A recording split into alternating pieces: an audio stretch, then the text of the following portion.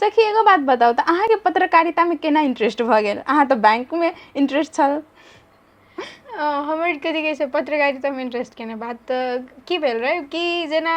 आब होइ छै ने कि लाइफ केमरसँ केमर चलि जाइ छै ने हाँ तऽ ई एकटा अपॉर्चुनिटी एलै हमरा लग जेकि हमरा अपनो मनमे शायद कहियो छलै लेकिन हम कहियो खोलि कऽ बजने नहि छलियै कहियो कहने नहि छलियै लेकिन हमरा आयल तऽ हम कह सकलियै ई बात। मतलब एना होइ छै ना मतलब सबके मतलब कही ना आदमी मतलब सबके भीतर में एगो नायिका गुण रहे छै उ छुपायल रहे छै हिडन टैलेंट। हाँ तो हमरा लगे अहाँ में उहे है सखी।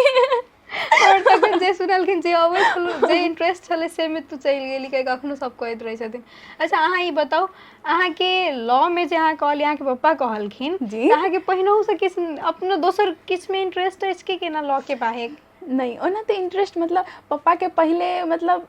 पापा के कनी मनी छले हम अपन बेटी के मतलब एचे पेचे पढ़ा दै छी तो हम कहलिए हमरा मतलब पापा कहलखिन वकील पढ़ेबे तो हमरा पूरा ध्यान चल हमरा वकीले बने के खास करके मतलब वकील मतलब बहुत कम लड़की सब लड़का सब पढ़े अब कॉमर्स में तो देख ले काफ़ी मतलब बहुत विद्यार्थी सब भी छले आ हमरा ने मतलब बहुत मन करे कि हम वकीले बनबे कही के अब पप्पा के फैमिली के भी बहुत मन छले कि वकीले पढ़ते कही के हाँ अपन मन नहीं अब नहीं ऊपर से हम साइंस में भी मतलब मैथ हमर बहुत कमजोर छले बहुत जते हम सोच नहीं सकै छी ओते कमजोर छले ऊपर से मार्क्स आवे तो हम पापा के कहियो देखबो नहीं कर छले डर से कते होबै छले मार्क्स से नहीं देखबै छले। और तो हम मतलब कथी कहै छै मतलब टर्मिनल में तो बना मैथ में हम फेल तक भी भ जाइए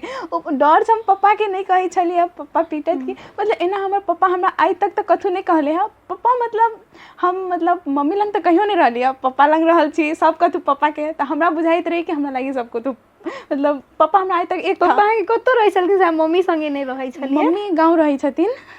मम्मी छोटका दुकान करै छै गाँव में रहै छै आ पापा राज बिराज में रहै छल पत्रकारिता करै छल